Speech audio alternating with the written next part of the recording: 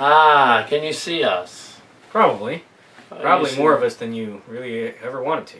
Exactly. Okay. Oh. So, yeah, this is the belated Toy Show 2014 follow-up. I was supposed to do this a few weeks ago. Just do like a quickie verbal recap. The reason that it didn't was because of a special that I picked up at the toy show at a really good price, and that was a horrible virus that I think might have been all over these. I was handling these little PVC Disneyana figurines that were probably like in a baby's mouth at some time, and so like literally just a couple of days after the con, I came down with like. I woke up and I felt like I was on another planet, and I was thinking, oh crap, here it comes. I got all the way through flu season without getting sick, so we'll go to the toy show.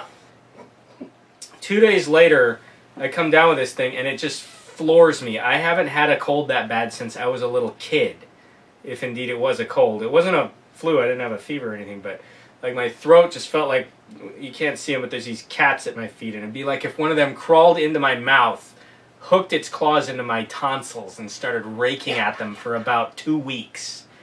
It was unpleasant. So because of that, I wasn't able to do a recap. However, while I have personally said goodbye to this particular virus, I'm pleased to say that we do have it as a special guest here in the studio tonight. Yes, we do. It jumped ship to the USS Calcat and is now presently infesting his tonsils. Excellent. So it's kind of like this little piece of the toy show is still with us after all this. The other outstanding theory was that that actually it was at the pizza parlor afterward when the pizza guy, the host guy, the pizza guy, he was like sneezing on his hand and then passing out the money. Yeah. And I was like, oh great. So I washed my hands, but you didn't. Actually, that might have been my mistake. Well, I had washed my hands earlier, so I sort of thought I was safe, but I probably should have gone in and scrubbed anyway. But then it was going around the church too. It's like a lot of people have had it. It's like when I went to the church, like the pastor was like, kind of sounded like he was possessed. He should have done that, like on the, like just instead of doing a talk, just get up behind the podium and start going. Like, oh God, he's speaking in tongues. Crikey. My entire family, with a few exceptions, came down with it. It was just a tenacious, nasty cold. It hit me it took me about 3 weeks to really get over it. But it has only been about 3 weeks. It's been 4. Since when was the toy show? 22nd. 22nd of March. Yes, March. I do math. So yeah, it's been like 5 weeks. Yeah. That's right. The toy show was March 22nd. And so over a month. So yeah, and again, it took me 3, and I know it was 3 weeks because I wasn't able to come over here for 2 weeks, and on the 3rd week I came over just to give it to you special. Exactly. 10 days ago. I really didn't want to see the end of it. It was like that book that you get to the last chapter and you want to start it all over again. So I rushed over and gave you a disease as my little gift. So my throat felt like the inside of a I'd had the ghost pepper and all of the Munoz, and they were just there all day. Yep. It's just down in my throat. And if it's the same thing, I've never had the ghost pepper, but I've had habaneros. I haven't been brave enough to try a ghost pepper. Or the Carolina Reaper. Yeah, the Carolina Reaper is actually worse than the ghost pepper, but supposedly the chocolate bootla is the new. Like, oh my God, you know what? The habanero was plenty. I don't want to do that. Too much of a wish to go I'm not super death competitive eating. We invented the joke stuff years ago, but So what about the toy show? Oh yeah, the toy show itself was actually quite a bit of fun. Unlike the prior year that I had gone, which I guess was 2 years ago, where my biggest score there was this couple had gotten a hold of all these Disney pins, and I collect Disney. They're just like these metal enamel collector pins of different characters. Some of which are like really, really expensive and valuable because they jack up demand by like, oh, we only made 100 of these ones, but it's got really good artwork. And you know, the Mickey with the crappy art, you know, there's a billion of those. You can't give those away. But this couple had book after book after book of these pin albums, and there were some really rare ones in there. Like I've been at it enough to know, like, okay, well that one's a hard to find one, and they were like, it's $2 each for all of them. So I was thinking, I was actually honest, and I was like, I told them, like, are you sure? Because I'm pretty sure some of these pins are worth more than that. And they said, yeah, we know, we don't care. I was like, okay, give me a bucket. And I got my big score there is I got a pin that typically sells for $80 online, and I got it for $2. So I was looking for something like that this year, and there were some people selling Disney pins, but the people selling this year, they knew what they were selling. The other thing was a fluke, I'm sure. So I did buy a couple of pins, but nothing much there. Did get some of those PVC figures. Some of which I bought this grab bag of them because I wanted these Chip and Dale one that were in there that I'd never seen. Those turned out to be like worthless as far as money, but there was this weird like soccer dog in there. I was like, what the hell is this? So I look it up and it's worth like $10. I paid $3 for the whole bag. So if we talk about like bargain hunting, I guess I did all right there. And yeah, for the most part, well, I didn't end up spending too much. I probably dropped about $100 total between that and the crappy pizza. I mostly like to go to these things just to sort of like people watch and just check out the atmosphere. There's all these interesting people. I didn't see Blood Raw. I must have walked right past him, or would have totally stopped and chatted with him. There was the costume guy. Was he called Wonder Mustang or Mighty Mustang or something like that? Sort of a horse costume. He was pretty cool. I turned around and he was just standing there like this big old horse guy. And my immediate instinct was to high five him. I don't know why. It was turned around and just like clop, you know, with his hoof. So that was cool. And yeah, it was just we ran into Johnny Legend. Johnny Legend. I suck at names for some reason. Hard to forget because he's got the awesome beard. Looks like ZZ Top's like crazy uncle or something. Selling more, bought a few more horror DVDs off him. Compilation of these rare TV noir episodes. And an actually playable version. An actual playable version of Teenage Cruisers for Calcat this time. So 2 signed ones. Yeah, and he's always a hoot to talk to. Highly recommend if you run into him at a convention or toy show, just stop and chit chat to him. He's totally approachable and he's full of good stories. It's pretty hilarious. Like you play his videos and he's like the ones that he did, like the Cruisers one. Oh yeah. And it's like in the beginning of it, instead of the copyright warning, it's him when he was younger. Oh yeah. And he's all like copyright video. Who cares? Yeah. Yeah.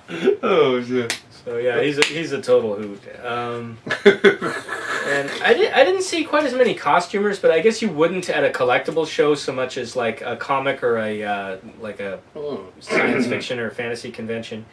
A lot of folks kind of just like us, you know. You're sort of dorky uber nerd collector types wandering around looking at, you know, bake sale kits from like the 1950s and going, oh my god, my dad had one of these, and then not buying it. I was kind of tempted by that Dr. Evil, the not Dr. Evil from Austin Powers, the original Dr. Evil. It looks like, you know, Zardoz or something. He's got the like kind of devil beard and ray gun with the little rings around it.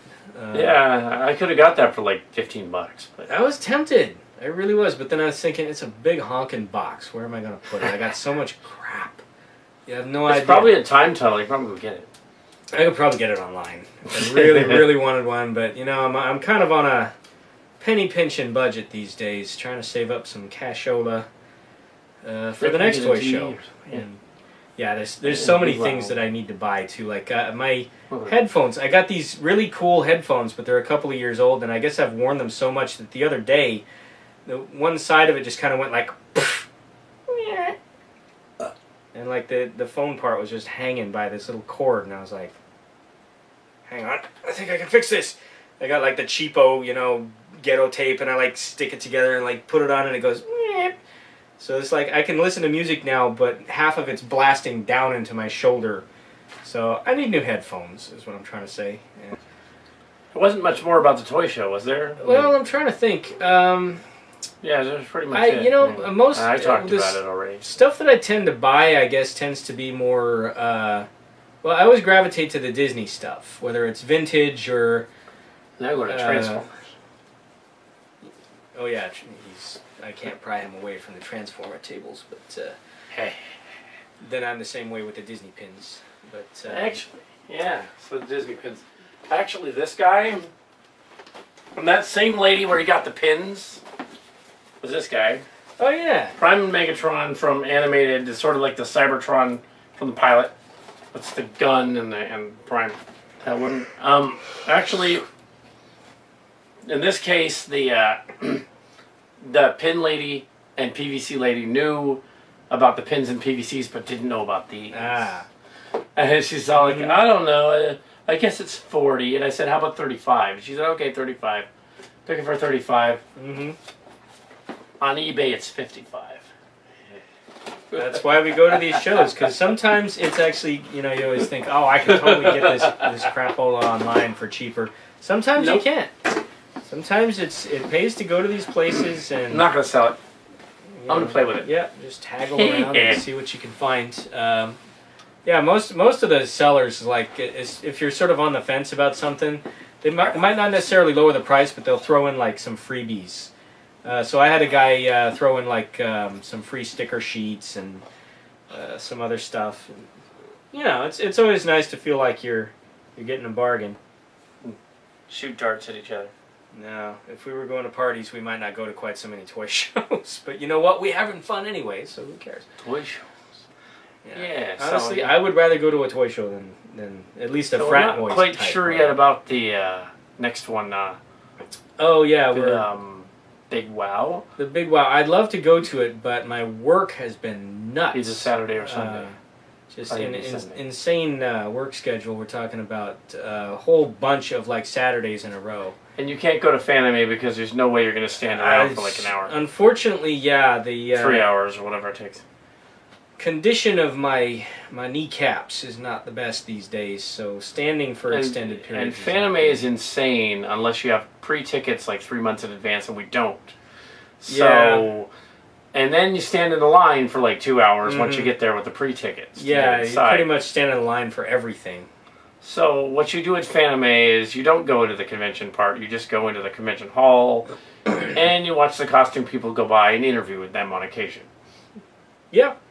Because they're right there in the hall, so why not? Sure. And then you go and put it on the Cowcat show. You have fun, and it doesn't cost anything. Yeah. So we'll do that, or I will. I do have some buddies who go obsessively to Comic-Con every year, and they describe the lines like that's fun. I guess you have to have that mindset that it's like, yeah, the line was 8 hours just to get into the bathroom. Oh my God. It's like, it's not much. It was probably a little more impressive than saying that you met Johnny Legend, but hey, that's not a knock against Stan Lee Johnny was there Legend. last year, but we didn't get to meet him. No, well, that's because we say he was there. Stan Lee got off the plane and stood on the tarmac at the airport where they had a little table set up, and all of the people who had skipped out on the show to drive out to the airport and wait in this big Disneyland-style line to get his autograph, which apparently he was just sort of, yeah, there you go, there you go, there you go. Okay, I'm getting back on the plane. And I thought, yeah, we could pay $100 for that, or we could stay at the comic show and like have fun. And that was silly. So it's like, and yeah, I mean, yeah, I mentioned the horror hosts. Oh yeah, the creature. They weren't there at this one, but they'll be at probably at Big Wow. Probably next time. John Stanley and the guy before John Stanley. John Stanley's usually there. The guy before who died with the skull and that he always talks about his old friend. Frank or John or whatever his name was. What was that guy's name? Before John Stanley, it was the guy with the skull with the why do I say candle name so bad? Yeah, I remember John Stanley more than the other guy. I used to. That was like my treat to myself, like on like the weekends or Friday or sometimes even a school night. I would stay up like really late, and they used to marathon Doctor Who, like the Tom Baker stuff, and that's the curly hair, right? Yeah, and instead of just showing like 1.5 hour thing and then you wait a day, they would show like the whole block of like 4 or whatever. And so I would like stay up until 2 in the morning, hiding behind the couch watching the. At the time, they were quite scary rubber monsters chasing Tom Baker around. Exterminate. Yeah, except the Daleks didn't have hands. See how much of a geek I am? Well, it's a little plunger thing. Cyber. But, yeah, so I do remember the horror host guy being on, but I was actually kind of scared of horror movies at the time. I didn't... Certainly weren't by the time I met you. Yeah, no, I didn't get into horror until I was probably just about a teenager. And I'll tell you the moment that turned me around was, as a little kid, I had been terrified to watch Raiders of the Lost Ark all the way through. Loved the movie, it's still one of my favorites of all time, but the thing at the end where the evil Nazi guy melts, and they did this awesome effect where they built a skull and put all this red wax and a face on it, and then they just heated it up and sped up the film, and so he's just his eyeballs come out and everything. But all of my friends would describe this in the most horrific, graphic. It's like, and then one of his eyeballs comes down into his mouth and he eats it while he's screaming, and he's like, nom, nom, nom. And it's like, no, he doesn't. But I'm like, what, 8? What do I know? And so this scene would come up, and I was imagining all this gore. So I would hide my eyes, and I would hear that noise that he makes, and in my mind it was just the most awful, disturbing nightmare. PG-13 movie. No. Yeah, actually it was PG. They didn't even have the PG-13 until Temple of Doom. But so I finally, decided I'm going to man up. I must have been about like 10 years old, and I finally decided like, all right, I'm going to watch the guy melt. This is it. I've been fearing this moment, for like a year, but I'm going to do it. I'm going to watch the movie all the way through, and I watched it, and the dude melts, and my immediate thought was, oh my god, that was cool. That was like a really neat effect. I mean, it wasn't like, oh my god, it's cool when people die in real life or anything, but it was just like, you could see like how the effect was done, and I realized like, oh, I was scared of that, like for no reason. That was actually like cool. Besides, he was a nasty bad guy, he deserved it. So from that point on, I was kind of like, oh, I think I like horror movies and all that stuff. And then, but yeah, by the time I met you, I was oh, yeah, have you seen the Chainsaw movie where they saw the guy's head off in slow motion and Oh yes, any other generation, they would be like sent to the counselor's office for the thing we talked about when we first met each other. we're like, machine guns and machetes. Well, we weren't saying we wanted that to hapen to anybody we knew. But yeah, we were just talking about horror stuff. But, but teachers would have overheard it and go like, oh my god. Be pumped full of Ritalin by now. It would be funny if like Spock's head came off. Ew, wouldn't it be funny if the saucer section was decimated? Decimated. Ew. Or like I drew like a Freddy Krueger claw. Oh yeah. Or like the Teddy Ruxpin with the Freddy claw. Teddy Ruxpin with the Freddy claw. Yeah. Yeah, Seth MacFarlane, you're ripping us off. Ted is is Teddy Ruxpin. Come on, dude. Come on, you're ripping us off. Freddy Ruxpin. Basically. Yeah. It's pretty much what that movie is. It's Teddy Ruxpin as an asshole thing. Yeah, pretty much. It's the same thing. Yeah. We thought of that in the 80s. Mm-hmm. Actually, we could have bought some Teddy Ruxpins at the toy show. Probably didn't work too good anymore. I mean, that was like cassette tape technology in there. Those things don't age too good. Was it the year that you were there, or the year that Tim was there, where I saw one and the guy like put it in and turned it on, but the Teddy Ruxpin was messed up internally inside. It was all screwed up, and it started to sound like he had some horrible, debilitating disease, and his eye was all. Oh yeah, like he had suffered like some kind of like a stroke or something. It was like, yeah, I think you were there. And he's all like,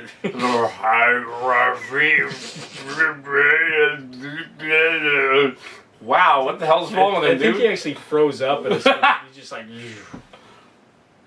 And contrary to rumors, you cannot make him do Metallica. No, they had. Doesn't work. There was a proprietary little stopgap in the guts of the tape deck that prevented you from playing just anything in it.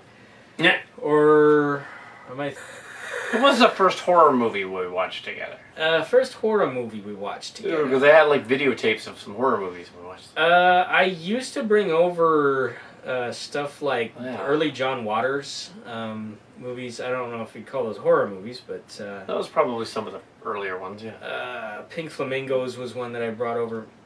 Yeah, that was especially gross when we first brought that over because we had like nachos and chips and yeah, stuff. we were eating stuff. And M&M's, and when it came up to the chicken scene, we're like, oh god, wow! Yeah, the chicken scene was pretty bad. And then, of course, the famous scene at the end, which is kind of a litmus test for how strong your gag reflex is.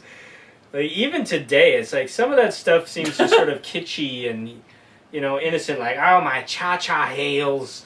You know, which is in the day, like, she wanted cha-cha heels? That's scandalous. She must be a harlot. Which now is just sort of cutesy. But then there's stuff like, hey, look at my butt. You know, goatsy singing. It's like, that's still pretty obscene, even by today's standards. It's impressive. It was more like splatter horror, sort of. Yeah, it was kind making fun of, like, hillbilly culture and stuff. It was kind of the comedy of...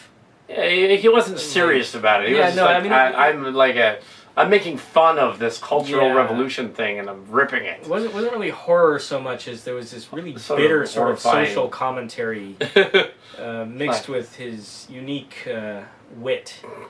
Cause I'm gonna mainline makeup. Oh yeah, eyeliner. Liquid eyeliner is good for you. Oh. Hey, cat, don't eat that. So yeah, we met him in San Jose State back in 1994. He was doing a lecture there. Actually, that was funny. Pretty cool guy. And I found out like years later that my boss at the time had actually gone to school with him. Hold on a second. Hey, get off. Done school with him. Yeah, that was the sick cop. Yeah, I was actually like school buddies with him and had initially planned to put my boss in one of his movies as a mad scientist. And my boss was saying it's probably just as well that didn't happen. Yeah, well, I was the mad scientist in our space movies. Oh yeah. And I was the mad psychologist chick. I was playing the Deanna Troi character. Perfectly cast as. I thought, I'm Kimchi, the ship's psychologist, because I had a beard, which was freaking hilarious. Yeah, and it didn't occur to us to just have you shave it off for the part. It was like, no, we'll hide it. And then of course we put in a scene where you have to take a drink out of a cup. And so we're like, well, we'll just do it really fast. Like, they won't see the beard. And he goes like, whoosh, whoosh. And it actually becomes like one of the funniest jokes in the movie because you realize that the whole reason Kimchi is wearing this like mask over her face the whole time is because she has a beard. And then she throws in the line where she goes, you should try Volusian sludge on ice. It'll put hair on your face. Exactly. And when you just deadpan said, so I've noticed. Yeah. Yeah, it was hilarious. Good times. This was the engine room. This room was the engine room in that movie. Which is hilarious that the Calcat studio is the engine room. And the closet was the actual engine of the ship. They tried to cram Tim into, and he barely fit in there. And he was supposed to come flying out, and we couldn't do that, so I got this weird idea to like, get on the floor and film him falling, and the effect was instead of looking like he was falling, it just looked like he'd become a giant and was descending flying onto the audience to step on you or so. It was like the bizarre opposite of what I was going for. But well, we did watch the trying to think of the horror movies that we were watching. We watched. I know I had the Nightmare on Elm Street, the first 3 movies on video. I think we marathoned through those one time. With me and Jim, I think. Didn't I bring over The Howling at one time? We had The Howling and The Thing. And The Thing, I'm pretty sure we did that one. Poltergeist. Poltergeist. John Stanley hosted that. Might have brought over the first Chainsaw Massacre at one time. Oh, yeah. Friday the 13th, at least one. Yeah, at least the first one. 3 I saw later at in Duluth, Chicago. The 3D one? Yeah. Yeah, that was so bad. Everybody was ripping when we were watching. I was like, oh my gosh, this is stupid. Oh, we went. I remember one time we went to that cheapy Gold Cinema Theater when we were in high school, and we went to see Halloween 5. Halloween 5. When did that come out? God, I was like late 90s, late 80s, late early 80s, early like 90s. 1990 at the latest. College age. It was on a double bill with something else, and that was equally bad, like Tremors 2 or something. It wasn't Tremors 2, but it was like something. Was it like the remake of The Blob or something? But there was like something I had actually wanted to see, and Halloween 5 was just sort of like a freebie. But I hadn't seen Halloween 4, so I had like no idea what boy. It didn't matter because it didn't matter. Because all they did is kill him at the end and bring him back. Yeah, that was the one where they're like, "Ooh, he has a mystical druid tattoo that's somehow part of a conspiracy," and that's why he's really evil is because of mystical powers. And it's like, you guys do realize the whole reason he was scary in the first movie was because he didn't have a motivation. Because I guess you can't stretch that over 8 movies plus or whatever the hell they did. Only sequel worth a damn. Well, the second one was. These are the Halloween ones, right? Yeah. The third one was scary. It wasn't in the same league. The third one, actually, I liked because it's nuts. Yeah, wasn't it Carpenter or somebody did that one? It was actually one of Carpenter's crew of like his DP. That one was actually freaking. And that freaky. one was awesome because it completely jettisoned the whole Mike Myers thing, and they were like, all right, let's just do it like a season of so yeah, they wanted Which Scary Druid episode. Yeah, the whole shtick was they were going to do one movie a year, and every Halloween release a Halloween movie that the only connective tissue was going to be, it was just set on Halloween. It had something to do with Halloween. So they're like, well, let's do druids and witches and stuff for the first one. And unfortunately, they didn't end up doing it. It came out, and everyone's like, I thought there was going to be Mike Myers in this. This is stupid. I automatically hate this, and they, and to be fair, the movie is an acquired taste. It's very deliberately strange. It's kind of got like a science fantasy horror element to it, which is exactly why I like it. Because it's so different. Yeah, it's one of the first ones we saw. Yeah, and so everybody hated that, and they were like, oh, did we say we weren't going to do any more Mike Myers? We meant we totally are from now on. In fact, he's going to have mystical druid powers from now on. Part 4 and 5. Yeah, we must have seen the third one. I think we must have seen the third one at some point. If not at the theater, then probably rental. Actually, Halloween H2O was not bad. That was much later, though. That was way later, and that should have been the final capper to the series because it has one of the best endings of any of the. But then they completely shot it in the ass. And then the next one, they were like, "Oh, psych! That totally didn't happen. Here we retconned it. Ooh, now he's still alive. Isn't that great?" And I'm like. I killed it. This would be my middle finger if we were going for a PG-13. But yeah, so it's like... But yeah. No more. Although, I will say this, that one that came after had one great moment in it, and that's Busta Rhymes putting on the Mike Myers mask. That was funny. And yelling, like, just doing his Busta Rhymes pissed off thing at the actual Mike Myers, and just, you pineapple head son of a... like, it just looks like Mike Myers cussing you out as Busta Rhymes. That's all you need. Just pull that moment up on YouTube or whatever, or wherever you can find it. Watch that, and you're done. Skip the rest. Ew, and of course there's Jason X in space. I did not see that one. Wow. I was never really that into the Friday the 13th movies anyway, and you figure by the time they kind of rip off each other, don't they? Actually, for a while they kind of were, but by the time you pull a Gilligan's Planet, and like, they're in space, it's like pretty much time to stop. They even did a Leprechaun in space, if you remember. Oh my god. That was after Leprechaun in the Hood 2. They were like, what the hell have we done? Hey, isn't there like a space shuttle set down the hall? Let's put him in space. Actually, maybe the first horror movie we saw in the theater together was probably Gremlins. And then Gremlins 2. I didn't see Gremlins with you. I saw Gremlins 2 with you in the theater. Yeah, and it's that one sucked. It was different. Was dumb. It was. The guy kisses the gremlin chick at the end. I was like, what? It was an attempt. Yeah. You could sort of appreciate what they were doing with that one, even though it didn't entirely work. But I mean, because the first one was just so well realized for what it was. It was one of those ones that didn't Gremlins and Goonies. Need a sequel. When did part 2 come out? In 87, 88? Something? I want to say early 90s. I might have been like a junior or senior by the time that thing came out. Guy kisses the gremlin chick with Good old days. So yeah, well, we'll see about those other conventions. Yeah, I got to get back to you on my goes. schedule because I would love to do Big WoW again. That was a lot of fun last year. If my mother isn't having surgery or something, then that's possible, and that would be unlikely. Because things, I mean, but yeah, don't get me wrong, I'm not lens flares behind you. J.J. Abrams effect. Okay,